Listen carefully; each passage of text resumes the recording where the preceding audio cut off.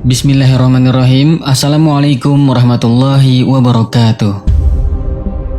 Ada riwayat menarik dan juga unik dalam kisah pembuatan bahtera Nabi Nuh alaihissalam. Dikatakan bahwa dalam proses pembuatannya sangatlah menakjubkan dan penuh dengan keajaiban. Menurut riwayatnya, kapal Nabi Nuh itu bisa berbicara dan terdapat nama sahabat Nabi Muhammad SAW, yaitu Sayyidina Abu Bakar, Sayyidina Umar, Sayyidina Utsman, dan Sayyidina Ali radhiyallahu anhum. Selain itu, sahabat beriman dikatakan pula bahwa setan ikut menumpang di perahu tersebut demi untuk menyelamatkan diri dari azab Allah Subhanahu wa taala saat itu. Lantas, bagaimana proses menakjubkan pembuatan kapal Nabi Nuh? Kenapa setan tidak diusir saja dari kapal Nabi Nuh? Apa perkataan kapal Nabi Nuh? Simak video ini sampai akhir hanya di channel Lensa Aswaja.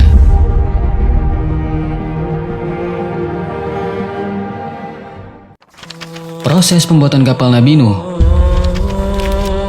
Al-Kisai, seorang ulama di bidang qiraat Al-Quran, mengatakan, setelah Allah Subhanahu wa taala memberi wahyu kepada Nabi Nuh alaihissalam bahwa yang mampu memikul kayu-kayu besar untuk pembuatan kapal Nabi Nuh itu adalah Auj dari Kufah ke tanah Hira, yaitu suatu perkampungan dekat dengan Baghdad, maka Nabi Nuh mendatangi Auj dan memintanya memikulnya kayu tersebut untuknya.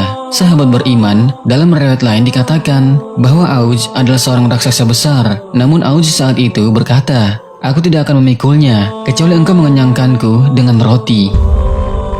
Ternyata pada saat itu pula, Nabi Nuh memang membawa 3 roti dari kacang. Dia pun memberikan selembar roti itu kepada Auj dan berkata, "Makanlah roti itu." Tentu saja roti tersebut sangat kecil untuk Auj. Melihat hal itu, Auj pun tertawa dan berkata, "Seandainya roti ini sebesar gunung, ia tidak akan membuatku kenyang. Apalagi roti ini hanya selembar." Mendengar ucapan Auj, maka Nabi Nuh memotong selembar roti itu dan memberikan kepadanya seraya berkata, "Bacalah Bismillahirrahmanirrahim. Kemudian makanlah potongan roti ini." Auj pun memakannya, dan kemudian dia diberi lembaran roti yang kedua. Ketika ia memakan lembaran roti yang kedua, baru setengahnya saja, akan tetapi dengan izin Allah Subhanahu wa taala, Auj telah merasa kenyang dan tidak sanggup untuk memakan apapun lagi. Dan setelah memakan roti itulah, Auj membawa semua kayu tersebut dari Kufah menuju Hira dalam sekali pemberangkatan saja. Setelah kayu-kayu tersebut berada di hadapan Nabi Nuh alaihissalam, maka Nabi Nuh berkata, "Wahai Tuhanku, bagaimana cara membuat bahtera itu?" Maka Allah Subhanahu wa taala memerintahkan malaikat Jibril untuk mengajarkannya bagaimana membuat bahtera tersebut. Setelah diajari cara membuat bahtera itu, maka Nabi Nuh mengubah kayu-kayu tersebut menjadi lembaran-lembaran. Kemudian dia meletakkan lembaran yang satu pada lembaran yang lainnya dan memakunya dengan paku-paku besi.